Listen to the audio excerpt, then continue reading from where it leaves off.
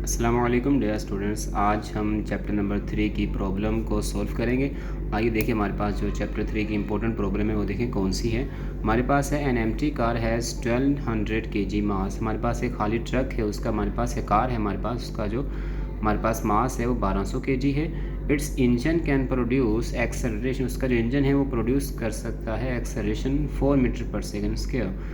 ठीक है, और उसके बाद कह रहे हैं अगर हम क्या करें, if 300 kg load is added to mass by passenger and luggage. हमारे पास कुछ सामान है, पैसेंजर है, उनका वेट कह रहे 300 kg हम उसमें और मास जो है 300 kg हम उसमें इस मास में और ऐड कर दें तो what acceleration the same engine will produce. तो कह रहे हमारे पास एक्सेलरेशन क्या प्रोड्यूस होगी यही सेम अगर इंजन रहे तो हमें देखिए सबसे पहले हमें मास के गिवन है, हमें मास गिवन है यहाँ पर कितना, हमें मास गिवन है 1200। तो हमारे पास मास कितना है, ये 1200। हमारे पास मास कितना है, हमारे पास मास है 1200। ठीक है, हमें 1200 मास गिवन है। ठीक, इसको हम m1 का नाम दे देते हैं। m1 हमारे पास 1200 मास है। ठीक है, और हमारे इसकी हमारे पास जो एक्सेलरेशन है वो हमारे पास कितनी है, 4 मीटर पर सेकेंड स्क्वायर।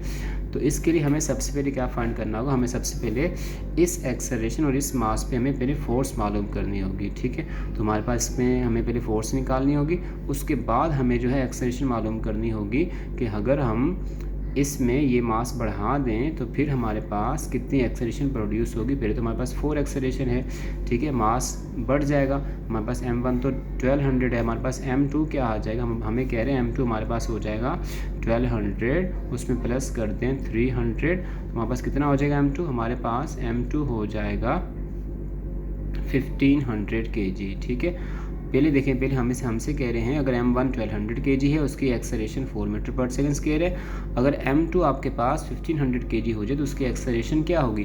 तो इसके लिए हमें सबसे पहले फोर्स निकालनी होगी, इस 1200 पर हमें फोर्स निकाल। हमने इस पर क्या किया, हमारे पास फॉर्मूला है।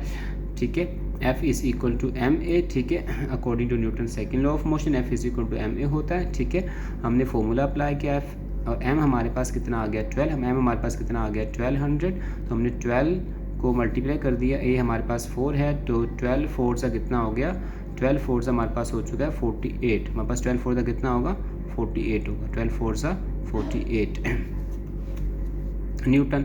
अब हमने हमारे पास 4800 न्यूटन हमारे पास एक फोर्स आ गई है। अब हमने क्या करना है, हमने यहाँ पर m1 की वैल्यू पुट की है। ठीक है, तो m1 हमारे पास 1200 था।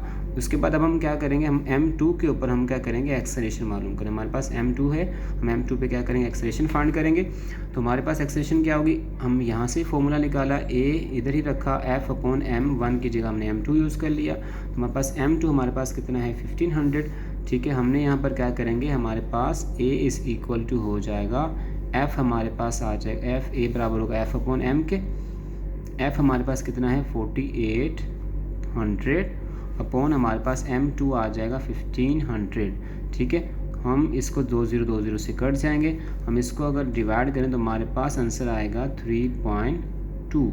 15 1 15 और 15 2 30, इस तरह हमारे पास 3.2 मीटर पर सेकेंड स्क्वायर हमारे पास ये आंसर आएगा। ठीक है, तो उम्मीद करते हैं आपको ये क्वेश्चन समझ आ गया होगा। देखें आप इस चीज़ को, अगर हमारे पास मास बढ़ जाएगा और तो हमारे पास देखिए एक्सेलरेशन क्या हो गई, कम होगी। अगर हमारे पास फोर्स वही थी जो हमारे पास इस मास पर थी, हमारे पास अगर m1 का मास कितना 1200 था, एक्सेलरेशन उसकी 4 मीटर पर सेकेंड स्क्वायर थी, तो उस पर देखिए उसकी फोर्स कितनी हमारे पास आई थी 4800 न्यूटन। ठीक है, अगर हमने क्या किया, हमारे पास फोर्स तो हमारे पास यही रही। ठीक है, हमने क्या कर दिया, मास हमने बढ़ा दिया, 12 से हमने 1500 कर दिया। तो देखिए मास के बढ़ने से क्या हो गया, हमारे पास जो एक्सेलरेशन है वो क्या हो गई, कम हो गई। ठीक है, तो उम्मीद करते हैं आपको ये समझ आ गया होगा। इसके बाद हमारे पास जो नेक्स्ट इंपॉर्टेंट क्या कहते हैं प्रॉब्लम है वो हमारे पास है, the mass of an object is 60 kg। हमारे पास एक मास है ऑब्जेक्ट का 60 kg, find its weight on. इसका वेट करें मालूम करें, अर्थ पर, मून पर, मार्स पर, 3 जगहों पर हमने इसका वेट मालूम करना है। एज्यूम कह रहे हैं, एज्यूम करेंगे एक्सेलरेशन ड्यू टू ग्रेविटी जो है, एक्सेलरेशन की वैल्यू जी की वैल्यू अर्थ पर हमारे पास 9.8 है, मून पर हमारे पास 1.6 है और मार्स पर हमारे पास 3.7 मीटर पर सेकंड स्क्वायर है। तो हमने एम हमें दे दिया है 60 kg, ठीक है। हमने वेट हमने मालूम करना है, ठीक है। हमने वेट कौन कौन सा मालूम करना है, हमने एक वेट हम मालूम करेंगे किस पे, डब्ल्यू ई अर्थ पर, दूसरा हम वेट मालूम करेंगे डब्ल्यू एम मून पर, ठीक है। तीसरा हम वेट मालूम करेंगे मार्स पर। चलिए मार्स को हम कैपिटल एम से शो कर देते हैं, मून को स्मॉल एम से शो किया हुआ। अब W = mg होता है, हम जानते हैं, ठीक है। और हमने यहाँ पर क्या किया, हम सबसे पहले वेट ऑफ अर्थ निकालते हैं। हमारे पास हमें मास गिवन है 60 kg, हमने 60 kg पुट कर दिया। जी ई की वैल्यू ग्रेविटी ऑन अर्थ पे हमारे पास कितनी है, 9.8 है, ठीक है। यहाँ लिख देते हैं हम, ग्रेविटी ऑन अर्थ हमारे पास कितनी है, 9.8, हमने ये वाली वैल्यू यहाँ पुट कर दी, ठीक है। और ऐसे ही हमारे पास जो ग्रेविटी ऑन मून है वो हमारे पास 1.6 है, ठीक है। ऐसे हमारे पास जो ग्रेविटी ऑन किस पे है, मार्स पर हमारे पास जो ग्रेविटी है यहाँ लिख देते हैं, gravity on Mars capital M लिख देते हैं, हमारे पास वो कितनी है 3.7। इन सब के साथ यूनिट लगेगा मीटर पर सेकेंड स्क्वायर, ठीक है। तो हमने इसको इससे मल्टीप्लाई करवाया, हमारे पास आंसर आ गया 588 न्यूटन। ऐसे अब हम निकालेंगे ग्रेविटी ऑन मून पे, तो W = mg हो जाएगा। तो ये हमारे पास ग्रेविटी 1.6 है, इसको इससे मल्टीप्लाई करेंगे, हमारे पास आंसर आएगा 96 न्यूटन। ऐसे हम ग्रेविटी निकालेंगे ऑन मार्स पर, तो हमारे वेट निकालेंगे ऑन मार्स पर, तो हमारे पास क्या होगा 60 m है मास, इसको मल्टीप्लाई करवा दें gm से ग्रेविटी ऑन मार्स पे, तो हमारे पास आंसर आ जाएगा 22 न्यूटन। उम्मीद करते हैं आपको ये क्वेश्चन समझ आ गया होगा।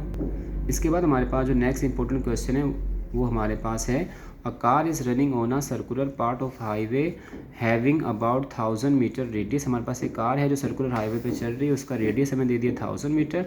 The mass of a car हमें दे दिया है 600 kg एंड इट्स वेलोसिटी हमें दे दी है 72 किलोमीटर पर आवर, ठीक है, किलोमीटर पर आवर, ठीक है।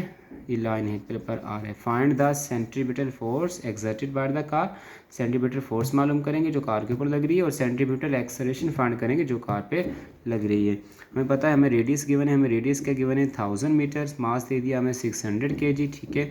और हमें वेलोसिटी दे दी है 72 किलोमीटर पर आवर। हमें पता है 72 किलोमीटर पर आवर को हम चेंज करेंगे किस में, मीटर पर सेकेंड। तो हम क्या करेंगे, इसको मल्टीप्लाई करवा देंगे 1000 से और हम डिवाइड करवा देंगे 3600 से, हमारे पास आंसर आ जाएगा 20। देखिए 20 से कट गए, 36 बना 36, 36 2 72, तो हमारे पास हो जाएगा 2 10 20 मीटर पर सेकेंड। FC हमने मालूम करना है, AC हमने मालूम करना है। हमने पहले FC मालूम किया, हम क्या करते हैं, इस FC मालूम किया, हमारे पास FC क्या है, हमने क्या किया, mv²/r फॉर्मूला है FC का, सेंट्रीपिटल फोर्स का।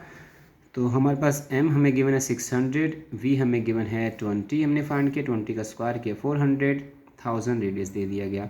इसको इससे मल्टीप्लाई किया, 6 4 24, 30, 1000 एज इट इज़ नीचे, 30 से कट गया, आंसर आ गया हमारे पास, नहीं ये 4 0 ऊपर होंगे, 40, 3 0 कटेंगे, 1 0 बचेगा हमारे पास, ठीक है।